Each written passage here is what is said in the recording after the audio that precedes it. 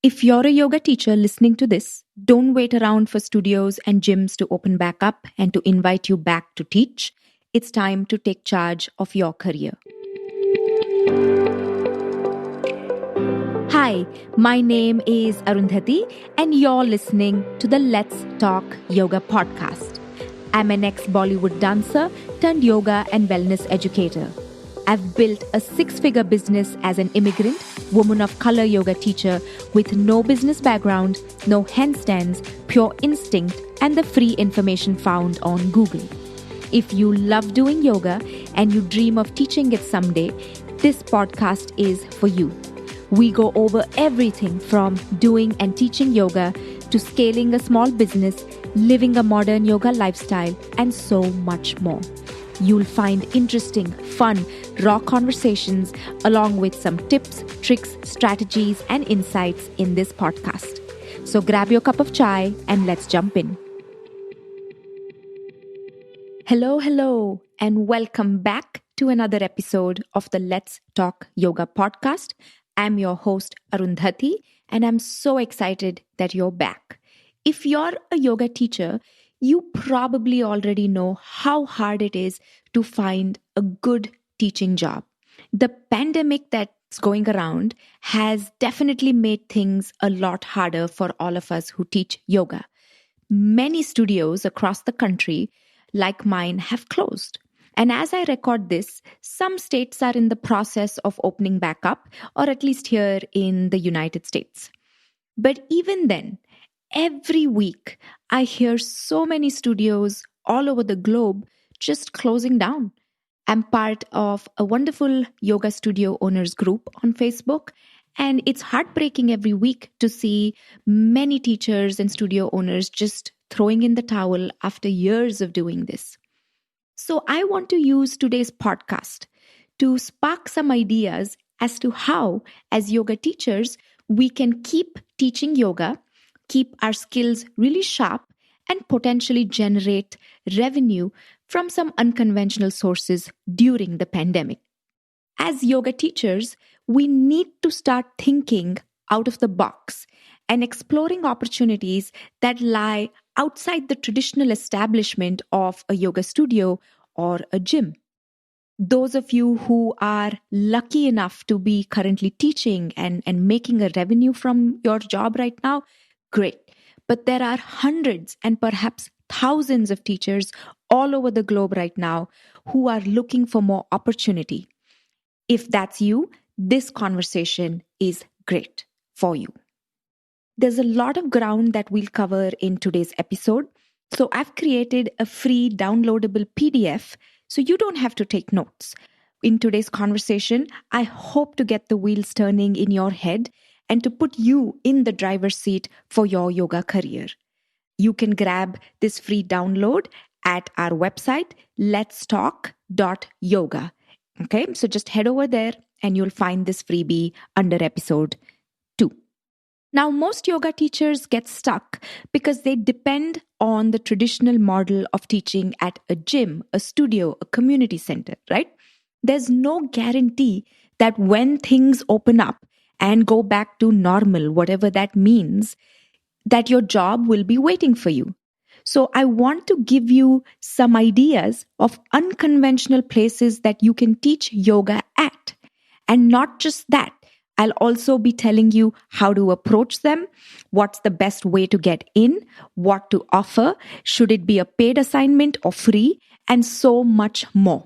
And yes, all of this is set up to be virtual, so you and anyone you teach will always be safe and healthy. Okay, so let's begin. Here's the first one. Partner with a local small business. Look around in your local community for businesses that align with yoga.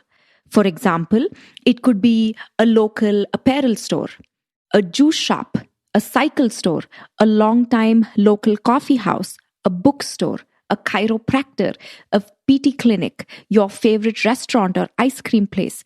There's so much in your local neighborhood that you can look at and explore. Now, once you've found a simple list of a few businesses that resonate with you, Follow them on social media for a few days. Start to notice, are they active? Do they have a decent following? Begin to like and comment on some of their posts. For over the span of a few days, don't just do this once and expect it to work. So just make sure you interact with them a few times. Whatever you post, make sure it's thoughtful, positive, and you actually put in words and not just emojis. Because honestly, nobody really cares about emojis in the comment section. You'll get better attention from that local business if you put out a thoughtful comment every now and then. And then once you've decided what businesses you want to approach, make sure they resonate with your values, your ethics, your lifestyle, and even your message. And that's when you start reaching out to them. You could offer a virtual yoga class. Come up with an idea as to how to partner with them. Get really specific and make your offer or your ideas absolutely irresistible. For example, reach out to your local cycle shop and do a workshop that's something like top 10 yoga poses for cyclists. Or if there's a store that sells hiking equipment, you could do yoga for hikers. Okay, you could even do this at their store and they could broadcast it. It could be a live Facebook broadcast or a Zoom class. Or you could do this broadcast from your house on their social media pages. So the idea is just the beginning. You've got to do everything else from there. For example, a personalized but professional pitch is required. You need to communicate what's in it for them and why should they partner with you. What do you bring to the table? And how do the two businesses align? What are your D-Day plans? The more prepared you are, and you're able to project that with clarity and confidence, the more easy it will be for people to trust you and want to work with you. Okay, so I hope this sparks some creativity. None of this will be easy, right? You have to put yourself out there and it will be uncomfortable initially, and then you slowly get used to it and you get better at it. In the freebie with this episode, I've given you a few more examples of local businesses that you can partner with. Okay, so remember to check that out. Should it be free or should it be paid? And let's talk about whether this should be a free assignment or a paid assignment. That's something you'll have to work out with the business that you approach. I always tell my yoga teachers to never teach for free. But honestly, that was before the pandemic. And all of us need to think a little differently as we navigate this new normal. Okay, so you could go either way. You could do a free class, you could do a paid class, or you could do a free and a bunch of paid classes. So just you keep that in mind and work that out with the business that you approach. Okay. Partnering with local businesses will bring more eyeballs to you as a yoga teacher. People will follow you, they'll get to know about you, and hopefully, if all goes well, some of these will convert to paying clients for you in future. Okay, so remember that the first one is to partner with local small businesses. Next, teach corporate yoga. Since millions of us are working from home, it might just be a lot easier to teach a corporate yoga class now than ever before. The easiest way to start this is to reach out to some of your friends or family working in some of these companies. You need to tell them why yoga would be great for them, how good it is to move the body after sitting around all day, and it also helps to boost mood and morale inside the company. So you need to get in touch with somebody who can make these decisions and actually get something scheduled. Get ready to teach simple but effective lunchtime yoga classes or a post-workday kind of yoga class. And you want to tailor this to the audience. These are people who sit at a desk all day. So maybe doing something that will relieve that stiffness around their neck and shoulders and poses like that would be a good approach. Okay. Now, this particular corporate yoga classes, depending on where you live, it might be super easy or more challenging. For example, I live up here in Redmond, Washington, And we have Amazon, Microsoft, Starbucks, REI, Costco, Eddie Bauer, Nordstrom. All of them are headquartered up here. And we also have companies like Facebook and Google and a whole bunch of others. So it's a great market, at least locally, for us to teach corporate yoga. So a few years ago, I used to teach in-person classes at Eddie Bauer. It was great. I got to teach just 45 minutes. I made a lot of good money from it. And I taught for, I don't remember exactly how long, but definitely more than a year. Okay. So corporate yoga classes are easy. They do not require too much from you as the yoga teacher. And it's actually fun. Okay. And they're consistent. So corporate yoga is definitely something you want to explore as a yoga teacher. And corporate yoga should always be paid. Always. 100%. Do not teach for free for corporates. They have big budgets. And I recently had somebody from Starbucks reach out to me and had the cheek to tell me that, oh, I assume you are going to teach 2 classes for free, and then we'll think about it for the rest of the classes going forward. Of course, I gave them a piece of my mind and did not work with them. But just remember this. Corporates have big budgets and they can definitely afford to pay you to teach them some yoga. Okay, so give this a shot. You might need to reach out to a few different corporations before you actually land a yoga class. But this is definitely something to explore if it works for your local region. Up next, apartment complexes. Depending on where you live, this might work really well for you. Apartments generally have a lot of residents, and you could offer online classes to these residents via Zoom or Facebook Live. The downside of this is the initial legwork to get in is a little intense.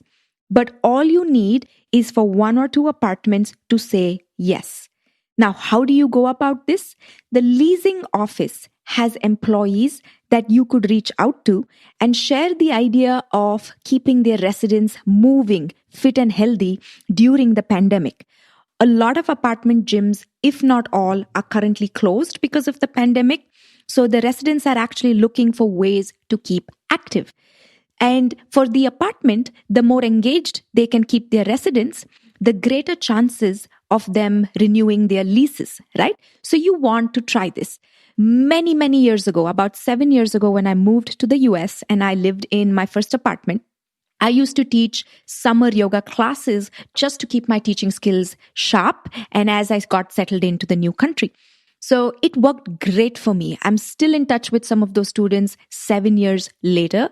It becomes much easier if you're living in an apartment yourself. Okay? All you need to do is find the right person to email and talk to. Not everybody is super passionate about the work they do. So I suggest sending out a nice email. I've in fact added a template in the downloadable freebie with this episode. So you can just copy, customize it, and send it out.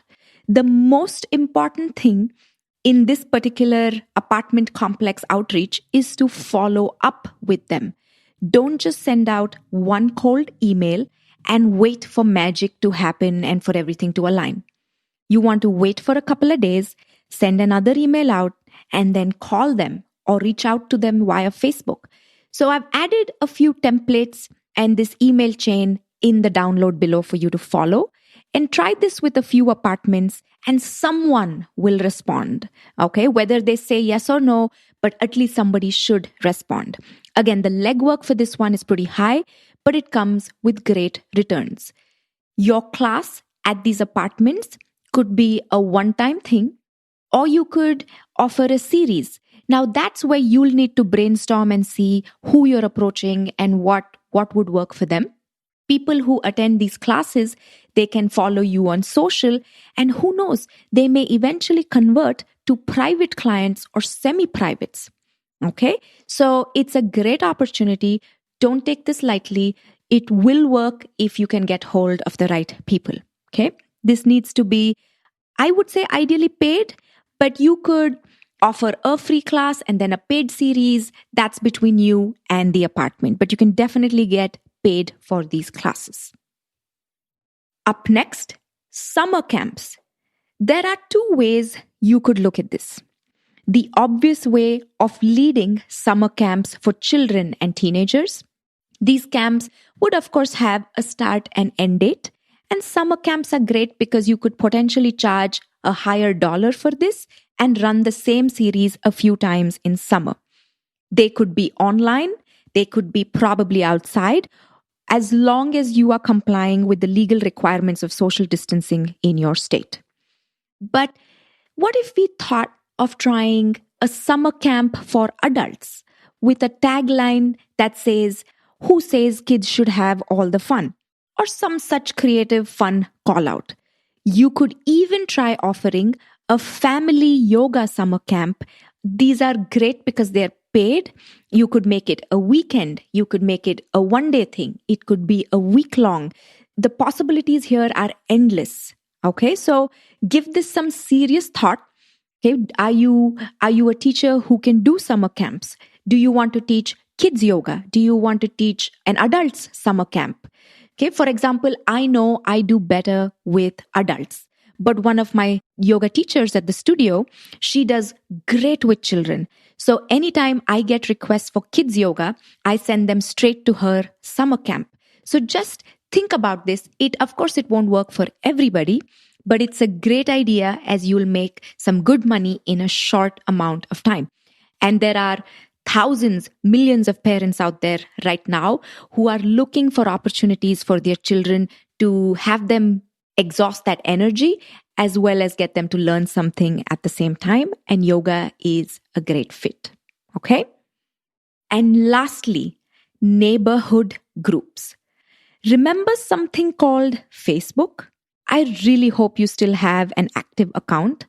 When I started my studios, the Bollywood dance one, as well as yoga, about 7 years ago, it was Facebook that really helped me grow my businesses organically. I never paid for Facebook advertising. And yes, this was before the algorithm really messed things up. Okay. And there was no Instagram back then. Start to look in your Facebook for local neighborhood groups. You're probably already a part of a few of these. Some groups, of course, are of no use, but there are a couple of groups in there that are professional, organized, active, without advertisements and promos, and have great admins who keep the group completely professional. I personally am a part of 2 local groups that do wonderful things. And it's actually a platform where the community comes together, the neighbors ask questions to each other and generally help each other out. So don't just go in there and post randomly about a yoga class. Reach out to the admin of that page. All these pages have 1 or 2 admins. Reach out to the admin of that page via a direct message and share the idea of a live Sunday morning yoga for beginners or a family yoga event on the group via Facebook Live. You want to keep this fun and just explain that everybody's sitting at home during the pandemic and it would be a fun thing to do for the local community. I've even added a template in the download below that you can customize and might help be a gateway into asking these neighborhood groups. Now, once you get in and you manage to get this working, it's a great opportunity to, of course, teach the class, get to know your neighbors, but also some of these neighbors may eventually convert to private clients or semi-privates. So give this a shot. It's a really good option. One of my yoga teachers, and I was having the same conversation with them about, I think, 3 weeks ago. And one of my teachers really took this idea. And she was telling me last night that she's managed to schedule in a basketball court in her neighborhood 2 classes a week for July and August. So all through summer, she's teaching twice a week outdoors with social distancing and all other measures, and people are signing up. So it will work if you can manage to do it really well. Okay. And this, I would say, should be a paid opportunity for you. But again, you get to decide whether you want to do this complimentary or paid.